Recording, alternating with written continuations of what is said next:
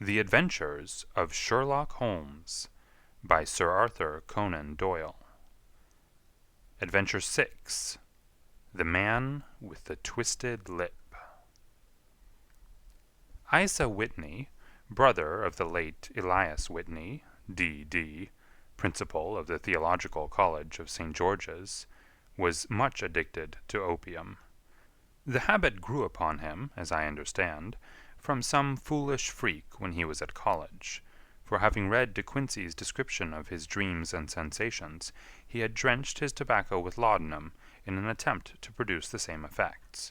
He found, as so many more have done, that the practice is easier to attain than to get rid of, and for many years he continued to be a slave to the drug, an object of mingled horror and pity to his friends and relatives. I can see him now, with yellow, pasty face, drooping lids, and pinpoint pupils, all huddled in a chair, the wreck and ruin of a noble man. One night, it was in June, '89, there came a ring to my bell, about the hour when a man gives his first yawn and glances at the clock. I sat up in my chair, and my wife laid her needlework down in her lap and made a little face of disappointment. "A patient," said she. "You'll have to go out."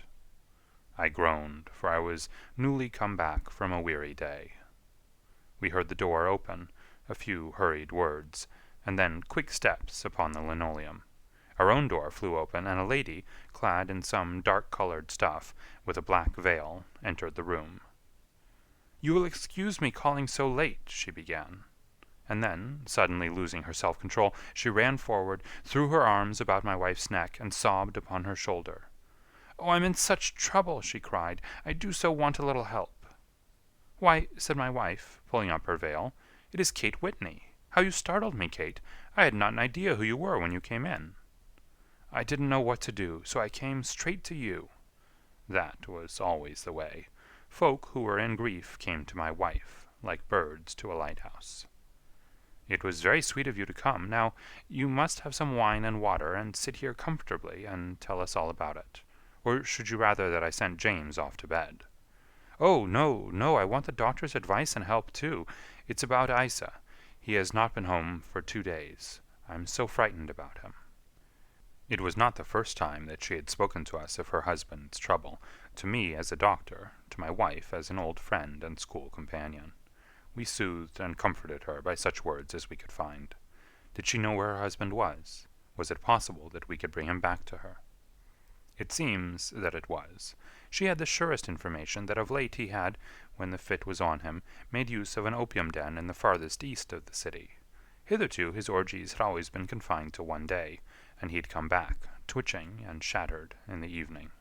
But now the spell had been upon him 48 hours, and he lay there, doubtless among the dregs of the docks, breathing in the poison or sleeping off the effects. There he was to be found, she was sure of it, at the Bar of Gold, in Upper Swandam Lane.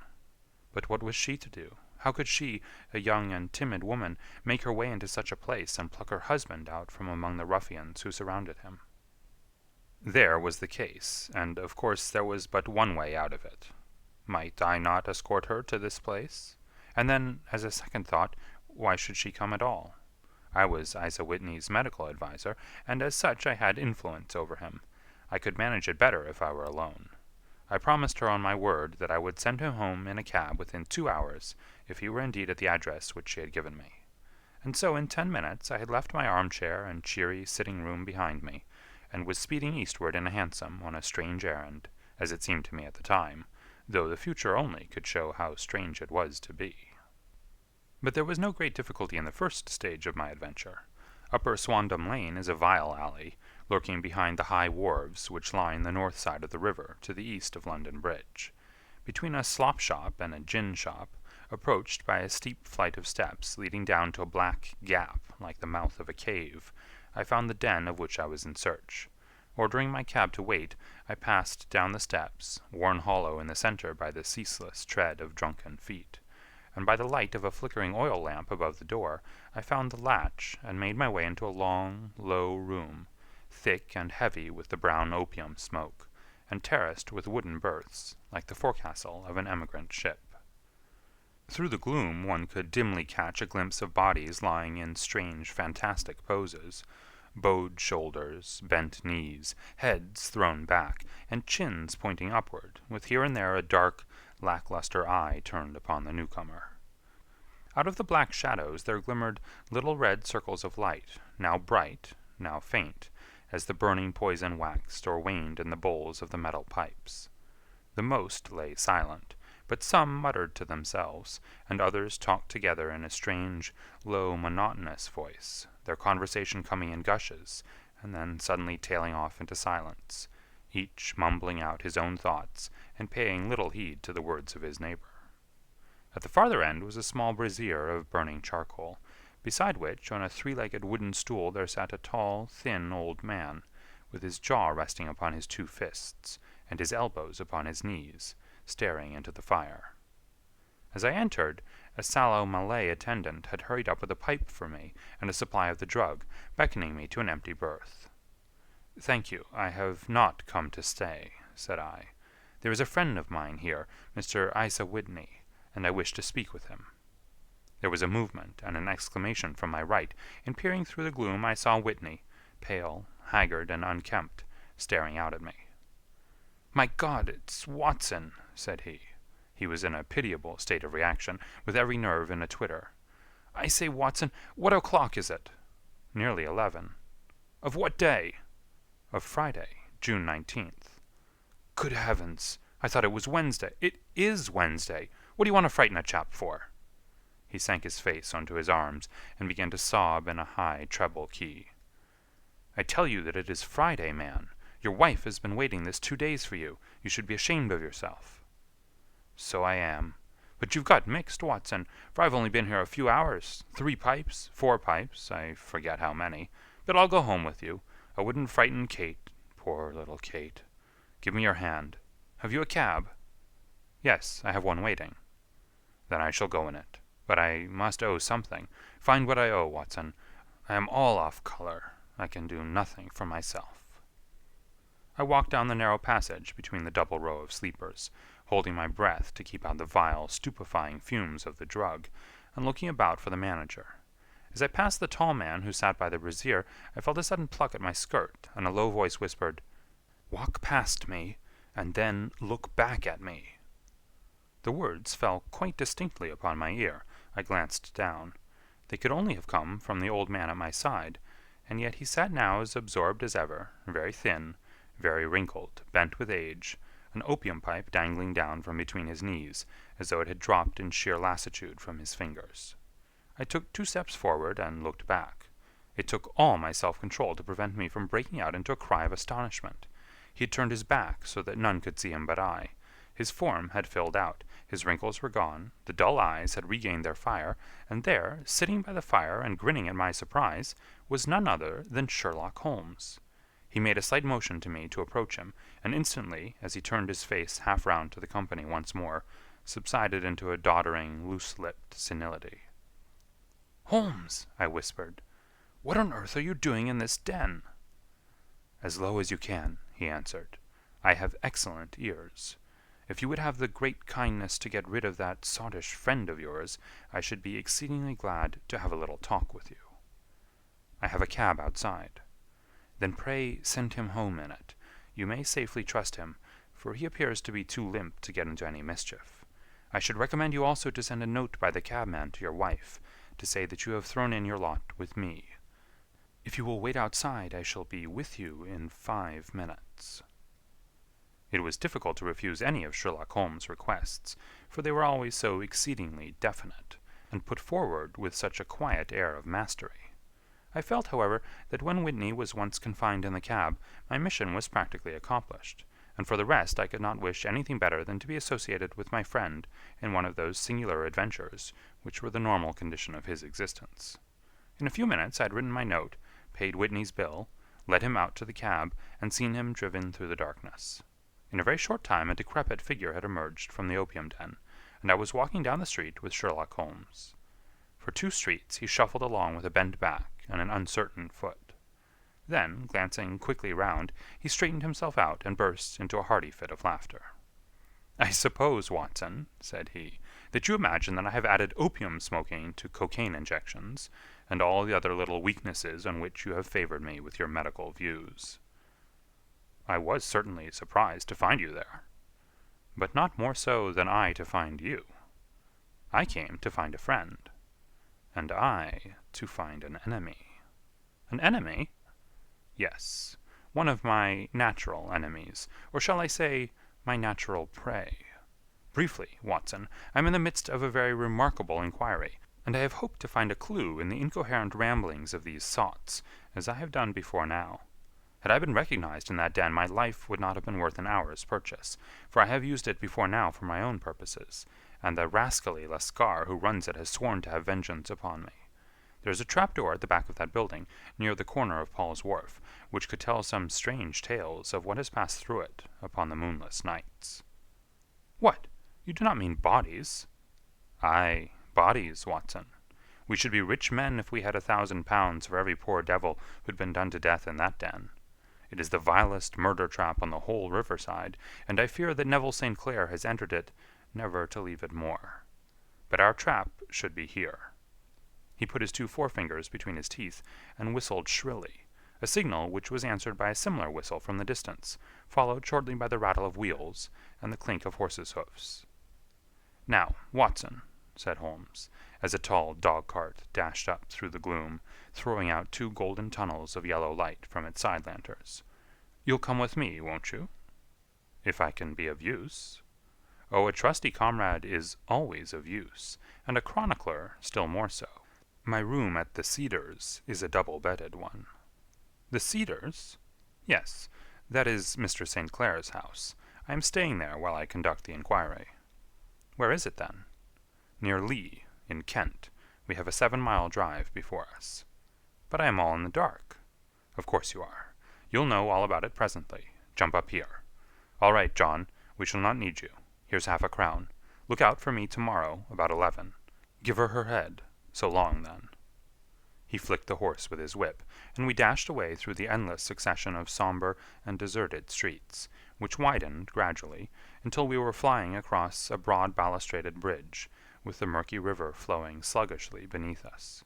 Beyond lay another dull wilderness of bricks and mortar, its silence broken only by the heavy, regular footfall of the policeman, or the songs and shouts of some belated party of revellers.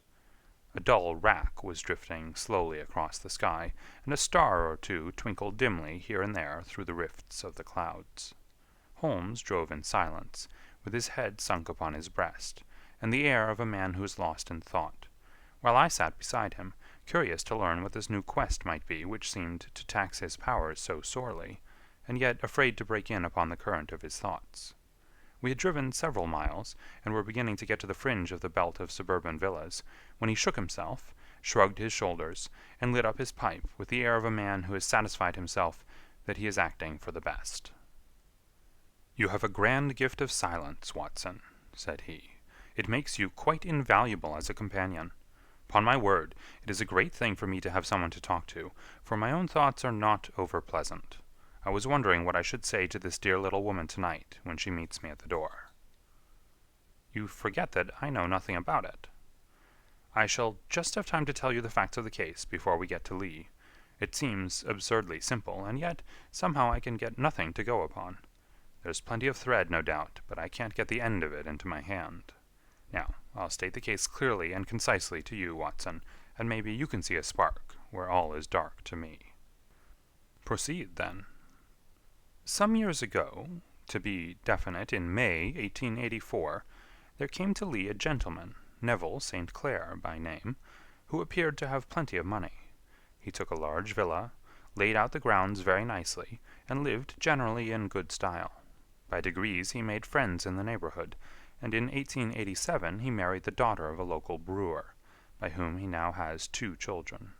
He had no occupation, but was interested in several companies, and went into town as a rule in the morning, returning by the 5:14 from Cannon Street every night.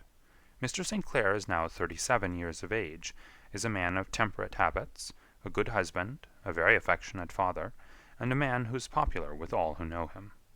I may add that his whole debts at the present moment, as far as we've been able to ascertain, amount to £88 10s, while he has £220 standing to his credit in the Capital and Counties Bank. There is no reason, therefore, to think that money troubles have been weighing upon his mind. Last Monday, Mr. Neville St. Clair went into town rather earlier than usual, remarking before he started that he had 2 important commissions to perform, and that he would bring his little boy home a box of bricks. Now, by the merest chance, his wife received a telegram upon this same Monday, very shortly after his departure, to the effect that a small parcel of considerable value, which she had been expecting, was waiting for her at the offices of the Aberdeen Shipping Company. Now, if you are well up in your London, you will know that the office of the company is in Fresno Street, which branches out of Upper Swandam Lane, where you found me tonight. Mrs. St. Clair had her lunch, started for the city, did some shopping, proceeded to the company's office, got her packet, and found herself at exactly 4:35 walking through Swandam Lane on her way back to the station. Have you followed me so far? It is very clear. If you remember, Monday was an exceedingly hot day, and Mrs. St. Clair walked slowly, glancing about in the hope of seeing a cab, as she did not like the neighborhood in which she found herself. While she was walking in this way down Swandam Lane, she suddenly heard an ejaculation or cry, and was struck cold to see her husband looking down at her, and, as it seemed to her, beckoning to her from a second-floor window. The window was open, and she distinctly saw his face, which she describes as being terribly agitated. He waved his hands frantically to her, and then vanished from the window so suddenly that it seemed to her that he had been plucked back by some irresistible force from behind. One singular point, which struck her quite feminine eye, was that although he wore some dark coat, such as he had started to town in, he had on neither collar nor necktie. Convinced that something was amiss with him, she rushed down the steps, for the house was none other than the opium den in which you found me tonight, and running through the front room she attempted to ascend the stairs which led to the first floor. At the foot of the stairs, however, she met this Lascar scoundrel of whom I have spoken, who thrust her back and, aided by a Dane, who acts as assistant there, pushed her out into the street. Filled with the most maddening doubts and fears, she rushed down the lane, and by rare good fortune met in Fresno Street a number of constables with an inspector, all on their way to their beat. The inspector and 2 men accompanied her back, and in spite of the continued resistance of the proprietor, they made their way up to the room in which Mr. St. Clair had last been seen. There was no sign of him there. In fact, in the whole of that floor there was no one to be seen, save a crippled wretch of hideous aspect, who it seems made his home there. Both he and the Lascar stoutly swore that no one else had been in the front room during the afternoon.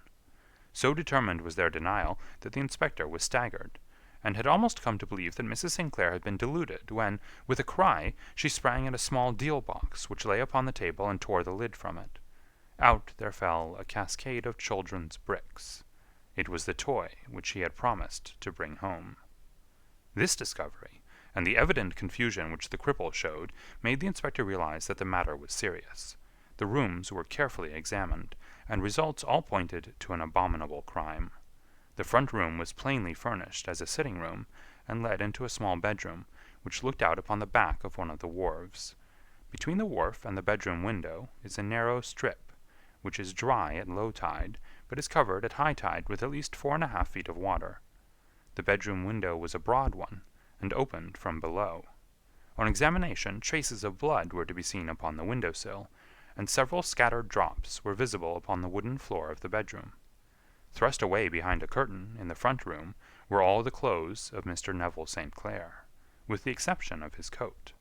His boots, his socks, his hat, and his watch, all were there.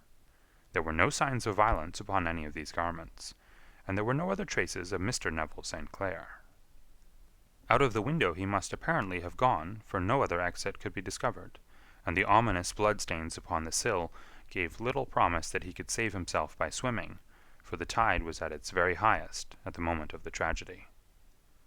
And now as to the villains who seemed to be immediately implicated in the matter. The Lascar was known to be a man of the vilest antecedents, but as, by Mrs. St. Clair's story, he was known to have been at the foot of the stair within a very few seconds of her husband's appearance at the window, he could hardly have been more than an accessory to the crime. His defense was one of absolute ignorance, and he protested that he had no knowledge as to the doings of Hugh Boone, his lodger, and that he could not account in any way for the presence of the missing gentleman's clothes. So much for the Lascar manager.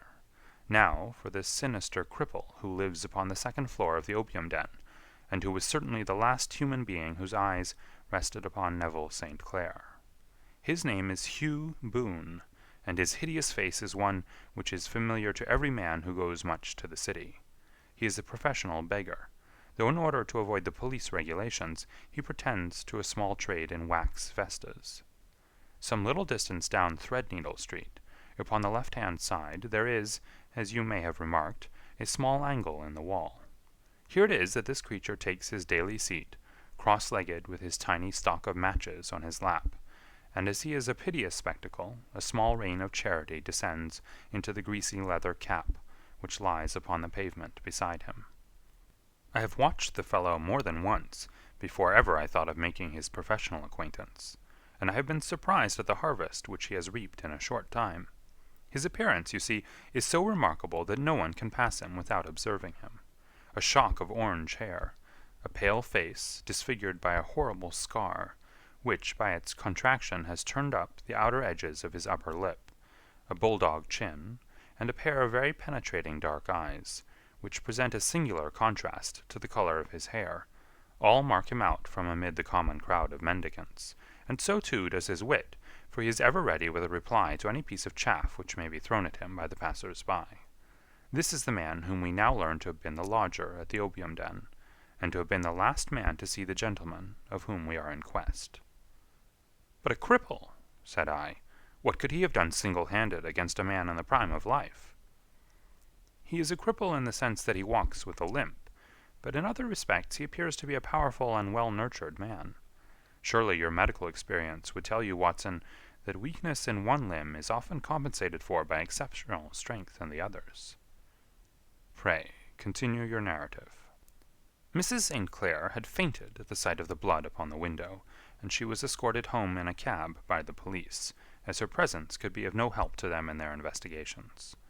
Inspector Barton, who had charge of the case, made a very careful examination of the premises, but without finding anything which threw any light upon the matter. One mistake had been made in not arresting Boone instantly, as he was allowed some few minutes during which he might have communicated with his friend the Lascar. But this fault was soon remedied, and he was seized and searched, without anything being found which could incriminate him. There were, it is true, some blood-stains upon his right shirt-sleeve, but he pointed to his ring finger, which had been cut near the nail, and explained that the bleeding came from there, adding that he had been to the window not long before, and that the stains which had been observed there came doubtless from the same source. He denied strenuously having ever seen Mr. Neville St. Clair, and swore that the presence of the clothes in his room was as much a mystery to him as to the police. As to Mrs. St. Clair's assertion that she'd actually seen her husband at the window, he declared that she must have been either mad or dreaming. He was removed, loudly protesting, to the police station, while the inspector remained upon the premises in the hope that the ebbing tide might afford some fresh clue. And it did, though they hardly found upon the mud-bank what they had feared to find. It was Neville St. Clair's coat, and not Neville St. Clair, which lay uncovered as the tide receded. And what do you think they found in the pockets? I cannot imagine. No, I don't think you would guess. Every pocket stuffed with pennies and halfpennies, 421 pennies and 270 halfpennies. It was no wonder that it had not been swept away by the tide. But a human body is a different matter. There was a fierce eddy between the wharf and the house. It seemed likely enough that the weighted coat had remained when the stripped body had been sucked away into the river. But I understand that all the other clothes were found in the room. Would the body be dressed in a coat alone? No, sir, but the facts might be met speciously enough. Suppose that this man Boone had thrust Neville St. Clair through the window. There's no human eye which could have seen the deed. What would he do then? It would of course instantly strike him that he must get rid of the telltale garments. He would seize the coat then, and be in the act of throwing it out, when it would occur to him that it would swim and not sink. He has little time, for he has heard the scuffle downstairs when the wife tried to force her way up, and perhaps he's already heard from his Lascar confederate that the police are hurrying up the street. There's not an instant to be lost. He rushes to some secret hoard where he has accumulated the fruits of his beggary, and he stuffs all the coins upon which he can lay his hands into the pockets to make sure of the coat's sinking. He throws it out, and would have done the same thing with the other garments, had not he heard the rush of steps below, and only just had time to close the window when the police appeared. It certainly sounds feasible. Well, we will take it as a working hypothesis, for want of a better. Boone, as I have told you, was arrested and taken to the station, but it could not be shown that there had ever before been anything against him. He had for years been known as a professional beggar, but his life appeared to have been a very quiet and innocent one. There the matter stands at present, and the questions which have to be solved, what Neville St. Clair was doing in the opium den, what happened to him when there, where is he now, and what Hugh Boone had to do with his disappearance, are all as far from a solution as ever. I confess that I cannot recall any case within my experience which looked at the first glance so simple, and yet which presented such difficulties. While Sherlock Holmes had been detailing this singular series of events, we had been whirling through the outskirts of the great town until the last straggling houses had been left behind, and we rattled along with a country hedge upon either side of us. Just as he finished, however, we drove through 2 scattered villages, where a few lights still glimmered in the windows. "We are on the outskirts of Lee," said my companion. "We have touched on 3 English counties in our short drive, starting in Middlesex, passing over an angle of Surrey, and ending in Kent. See that light among the trees? That is the Cedars, and beside that lamp sits a woman whose anxious ears have already, I have little doubt, caught the clink of our horses' feet." "But why are you not conducting the case from Baker Street?" I asked. "Because there are many inquiries which must be made out here. Mrs. St. Clair has most kindly put 2 rooms at my disposal, and you may rest assured that she will have nothing but a welcome from my friend and colleague. I hate to meet her, Watson, when I have no news of her husband. Here we are.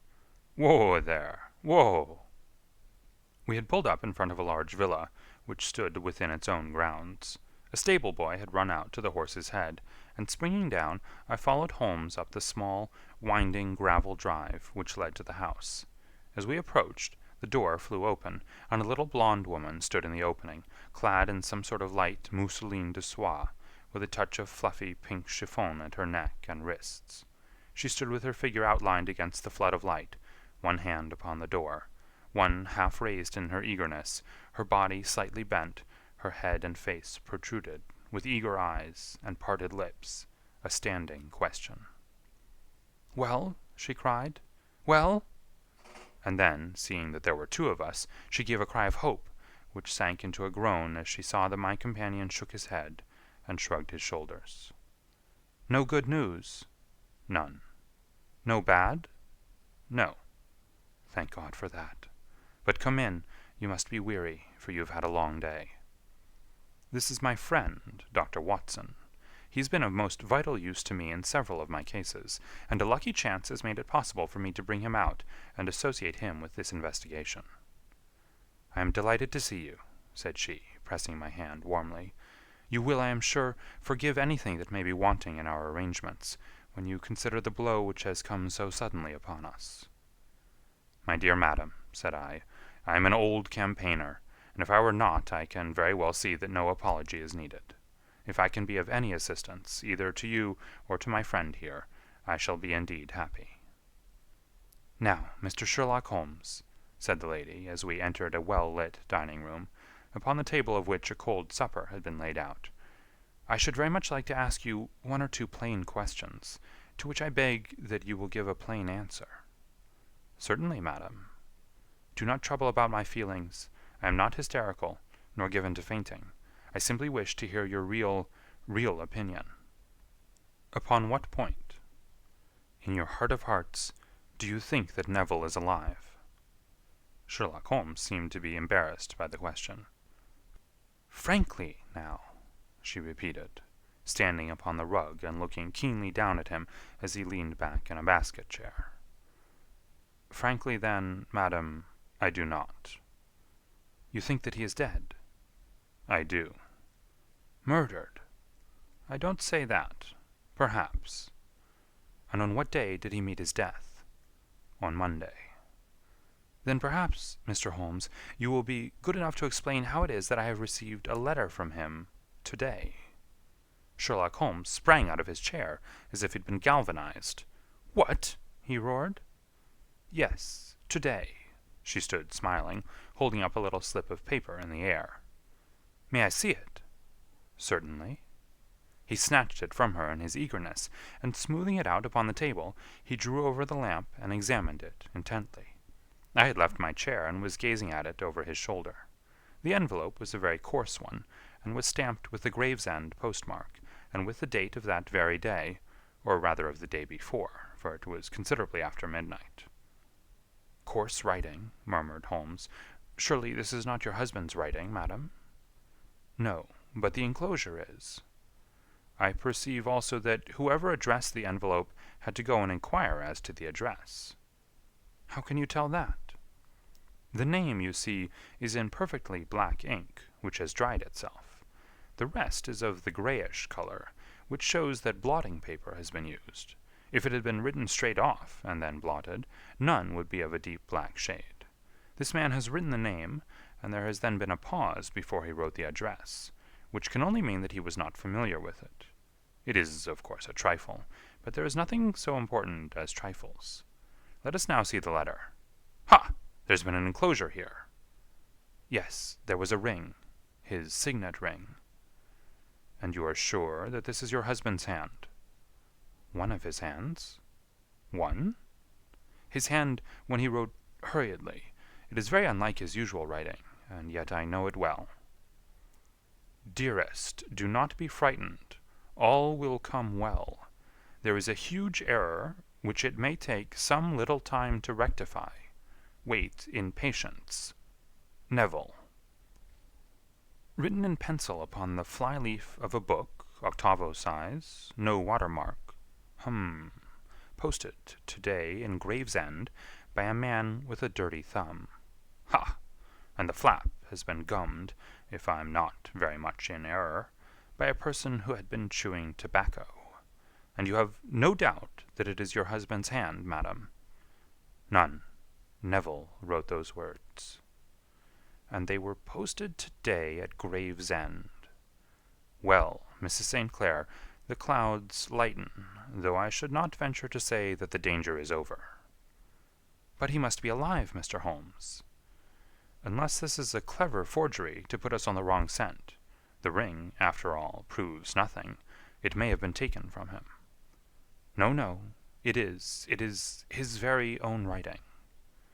Very well. It may, however, have been written on Monday and only posted today. That is possible. If so, much may have happened between.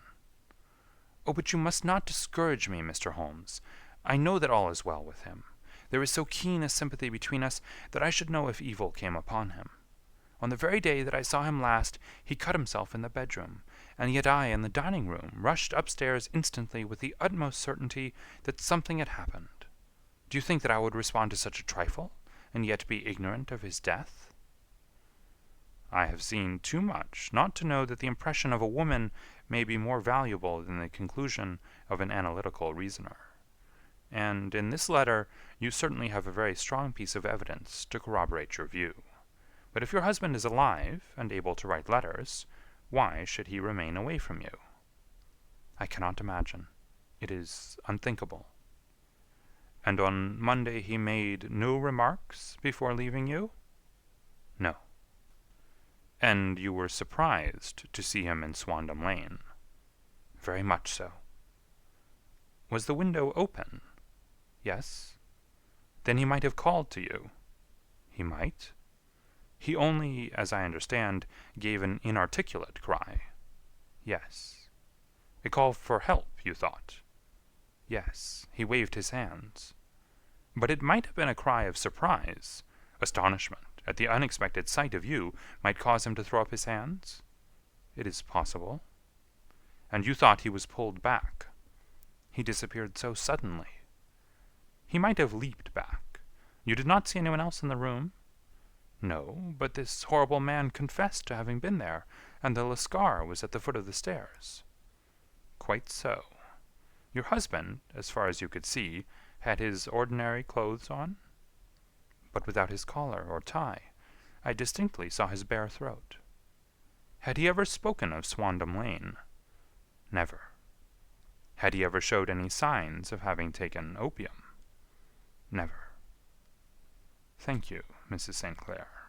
Those are the principal points about which I wished to be absolutely clear. We shall now have a little supper, and then retire, for we may have a very busy day tomorrow. A large and comfortable double-bedded room had been placed at our disposal, and I was quickly between the sheets, for I was weary after my night of adventure. Sherlock Holmes was a man, however, who, when he had an unsolved problem upon his mind, would go for days, and even for a week, without rest, turning it over, rearranging his facts, looking at it from every point of view, until he had either fathomed it, or convinced himself that his data were insufficient. It was soon evident to me that he was now preparing for an all-night sitting. He took off his coat and waistcoat, put on a large blue dressing-gown, and then wandered about the room collecting pillows from his bed, and cushions from the sofa and armchairs. With these he constructed a sort of Eastern divan, upon which he perched himself, cross-legged, with an ounce of shag tobacco and a box of matches laid out in front of him. In the dim light of the lamp I saw him sitting there, an old briar pipe between his lips, his eyes fixed vacantly upon the corner of the ceiling, the blue smoke curling up from him, silent, motionless, with the light shining upon his strong-set, aquiline features. So he sat as I dropped off to sleep, and so he sat when a sudden ejaculation caused me to wake up, and I found the summer sun shining into the apartment. The pipe was still between his lips, the smoke still curled upward, and the room was full of a dense tobacco haze, but nothing remained of the heap of shag which I had seen upon the previous night. "Awake, Watson?" he asked. "Yes." "Game for a morning drive?" "Certainly." "Then dress. No one is stirring yet, but I know where the stable-boy sleeps, and we shall soon have the trap out." He chuckled to himself as he spoke, his eyes twinkled, and he seemed a different man to the sombre thinker of the previous night. As I dressed, I glanced at my watch. It was no wonder that no one was stirring. It was 25 minutes past 4. I'd hardly finished when Holmes returned with the news that the boy was putting in the horse. "I want to test a little theory of mine," said he, pulling on his boots. "I think, Watson, that you are now standing in the presence of one of the most absolute fools in Europe. I deserve to be kicked from here to Charing Cross, but I think I have the key of the affair now." "And where is it?" I asked, smiling. "In the bathroom," he answered. "Oh, yes, I'm not joking," he continued, seeing my look of incredulity. "I have just been there, and I have taken it out, and I have got it in this Gladstone bag. Come on, my boy, and we shall see whether it will not fit the lock." We made our way downstairs as quietly as possible, and out into the bright morning sunshine. In the road stood our horse and trap, with the half-clad stable-boy waiting at the head. We both sprang in, and away we dashed down the London road. A few country carts were stirring, bearing in vegetables to the metropolis, but the lines of villas on either side were as silent and lifeless as some city in a dream. "It has been in some points a singular case," said Holmes, flicking the horse on into a gallop. "I confess that I have been as blind as a mole, but it is better to learn wisdom late than never to learn it at all." In town, the earliest risers were just beginning to look sleepily from their windows as we drove through the streets of the Surrey side. Passing down the Waterloo Bridge Road, we crossed over the river, and dashing up Wellington Street, wheeled sharply to the right, and found ourselves in Bow Street. Sherlock Holmes was well known to the force, and the two constables at the door saluted him. One of them held the horse's head, while the other led us in. "Who's on duty?" asked Holmes. "Inspector Bradstreet, sir." "Ah, Bradstreet, how are you?" A tall, stout official had come down the stone-flagged passage, in a peaked cap and frogged jacket. "I wish to have a quiet word with you, Bradstreet." "Certainly, Mr. Holmes. Step into my room here." It was a small, office-like room, with a huge ledger upon the table and a telephone projecting from the wall. The inspector sat down at his desk. "What can I do for you, Mr. Holmes?" "I called about that beggarman, Boone, the one who was charged with being concerned in the disappearance of Mr. Neville St. Clair, of Lee." "Yes, he was brought up and remanded for further inquiries." "So I heard. You have him here?" "In the cells." "Is he quiet?" "Oh, he gives no trouble, but he's a dirty scoundrel." "Dirty?" "Yes, it's all we can do to make him wash his hands, and his face is as black as a tinker's. Well, when once his case has been settled, he will have a regular prison bath, and I think if you saw him, you would agree with me that he needed it." "I should like to see him very much." "Would you? That's easily done. Come this way. You can leave your bag." "No, I think that I'll take it." "Very good. Come this way, if you please." He led us down a passage, opened a barred door, passed down a winding stair, and brought us to a whitewashed corridor with a line of doors on each side. "The third on the right is his," said the inspector. "Here it is." He quietly shot back a panel in the upper part of the door, and glanced through. "He's asleep," said he. "You can see him very well." We both put our eyes to the grating. The prisoner lay with his face towards us, in a very deep sleep, breathing slowly and heavily. He was a middle-sized man, coarsely clad as became his calling, with a colored shirt protruding through the rent in his tattered coat. He was, as the inspector had said, extremely dirty, but the grime which covered his face could not conceal its repulsive ugliness. A broad weal from an old scar ran right across it from eye to chin, and by its contraction had turned up one side of the upper lip, so that 3 teeth were exposed in a perpetual snarl. A shock of very bright red hair grew low over his eyes and forehead. "He's a beauty, isn't he?" said the inspector. "He certainly needs a wash," remarked Holmes. "I had an idea that he might, and I took the liberty of bringing the tools with me." He opened the Gladstone bag as he spoke, and took out, to my astonishment, a very large bath sponge. You're a funny one," chuckled the inspector. "Now, if you will have the great goodness to open that door very quietly, we will soon make him cut a much more respectable figure." "Well, I don't know why not," said the inspector. "He doesn't look a credit to the Bow Street cells, does he?" He slipped his key into the lock, and we all very quietly entered the cell. The sleeper half turned, and then settled down once more into a deep slumber. Holmes stooped to the water jug, moistened his sponge, and then rubbed it twice vigorously across and down the prisoner's face. "Let me introduce you," he shouted, "to Mr. Neville St. Clair, of Lee, in the county of Kent." Never in my life have I seen such a sight. The man's face peeled off under the sponge like the bark from a tree. Gone was the coarse brown tint. Gone, too, was the horrid scar which had seamed it across, and the twisted lip which had given the repulsive sneer to the face. A twitch brought away the tangled red hair, and there, sitting up in his bed, was a pale, sad-faced, refined-looking man, black-haired and smooth-skinned, rubbing his eyes and staring about him with sleepy bewilderment. Then, suddenly realizing the exposure, he broke into a scream and threw himself down with his face to the pillow. "Great heavens!" cried the inspector. "It is, indeed, the missing man. I know him from the photograph." The prisoner turned with the reckless air of a man who abandons himself to his destiny. "Be it so," said he. "And pray, what am I charged with?" "With making away with Mr. Neville St. "Oh, come, you can't be charged with that unless they make a case of attempted suicide of it," said the inspector with a grin. "Well, I've been 27 years in the force, but this really takes the cake." "If I am Mr. Neville St. Clair, then it is obvious that no crime has been committed, and that therefore I am illegally detained." "No crime, but a very great error has been committed," said Holmes. "You would have done better to have trusted your wife." "It was not the wife, it was the children," groaned the prisoner. "God help me, I would not have them ashamed of their father. My God, what an exposure! What can I do?" Sherlock Holmes sat down beside him on the couch, and patted him kindly on the shoulder. "If you leave it to a court of law to clear the matter up," said he, "of course you can hardly avoid publicity.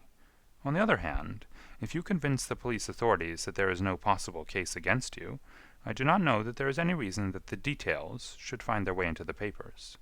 Inspector Bradstreet would, I am sure, make notes upon anything which you might tell us, and submit it to the proper authorities. The case would then never go into court at all." "God bless you!" cried the prisoner, passionately. "I would have endured imprisonment, aye, even execution, rather than have left my miserable secret as a family blot to my children. You are the first who have ever heard my story. My father was a schoolmaster in Chesterfield, where I received an excellent education. I travelled in my youth, took to the stage, and finally became a reporter on an evening paper in London. One day my editor wished to have a series of articles upon begging in the metropolis, and I volunteered to supply them. There was the point from which all my adventures started. It was only by trying begging as an amateur that I could get the facts upon which to base my articles. When an actor, I had, of course, learned all the secrets of making up, and had been famous in the green room for my skill. I took advantage now of my attainments. I painted my face, and to make myself as pitiable as possible, I made a good scar, and fixed one side of my lip in a twist by the aid of a small slip of flesh-colored plaster. Then, with a red head of hair, and an appropriate dress, I took my station in the business part of the city, ostensibly as a match-seller, but really as a beggar. For 7 hours I plied my trade, and when I returned home in the evening, I found to my surprise that I had received no less than 26 shillings and fourpence. I wrote my articles, and thought little more of the matter, until some time later I backed a bill for a friend, and had a writ served upon me for £25. I was at my wit's end where to get the money, but a sudden idea came to me.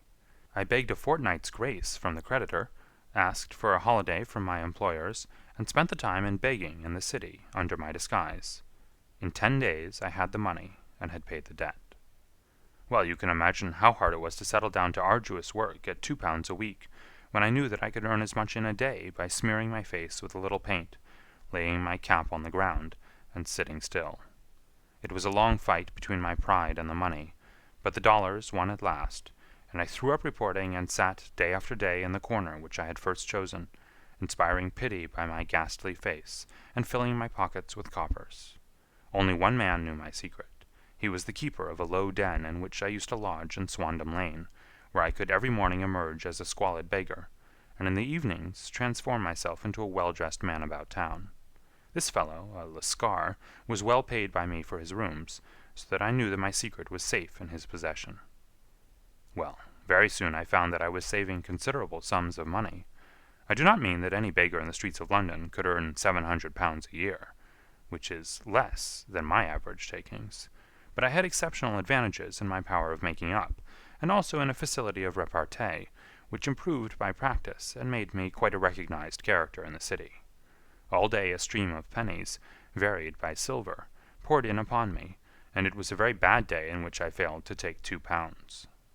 As I grew richer I grew more ambitious, took a house in the country, and eventually married, without anyone having a suspicion as to my real occupation. My dear wife knew that I had business in the city. She little knew what. Last Monday I had finished for the day, and was dressing in my room above the opium den, when I looked out of my window and saw, to my horror and astonishment, that my wife was standing in the street, with her eyes fixed full upon me. I gave a cry of surprise, threw up my arms to cover my face, and rushing to my confidant, the Lascar, entreated him to prevent anyone from coming up to me. I heard her voice downstairs, but I knew that she could not ascend. Swiftly I threw off my clothes, pulled on those of a beggar, and put on my pigments and wig. Even a wife's eyes could not pierce so complete a disguise. But then it occurred to me that there might be a search in the room, and that the clothes might betray me. I threw open the window, reopening by my violence a small cut which I had inflicted upon myself in the bedroom that morning. Then I seized my coat, which was weighted by the coppers which I had just transferred to it from the leather bag in which I carried my takings. I hurled it out of the window, and it disappeared into the Thames. The other clothes would have followed, but at that moment there was a rush of constables up the stair, and a few minutes after I found, rather I confess to my relief, that instead of being identified as Mr. Neville St. Clair, I was arrested as his murderer. I do not know that there is anything else for me to explain. I was determined to preserve my disguise as long as possible, and hence my preference for a dirty face. Knowing that my wife would be terribly anxious, I slipped off my ring and confided it to the Lascar at a moment when no constable was watching me, together with a hurried scrawl telling her that she had no cause to fear. "That note only reached her yesterday," said Holmes. "Good God! What a week she must have spent!" "The police have watched this Lascar," said Inspector Bradstreet, "and I can quite understand that he might find it difficult to post a letter unobserved. Probably he handed it to some sailor customer of his, who forgot all about it for some days." "That was it," said Holmes, nodding approvingly. "I have no doubt of it. But have you never been prosecuted for begging?" "Many times. But what was a fine to me?" "It must stop here, however," said Bradstreet. "If the police are to hush this thing up, there must be no more of Hugh Boone." "I have sworn it by the most solemn oaths which a man can take." "In that case, I think that it is probable that no further steps may be taken. But if you are found again, then all must come out. I am sure, Mr. Holmes, that we are very much indebted to you for having cleared the matter up. I wish I knew how you reached your results." "I reached this one," said my friend, "by sitting upon 5 pillows and consuming an ounce of shag. I think, Watson, that if we drive to Baker Street we shall just be in time for breakfast." End of Adventure 6.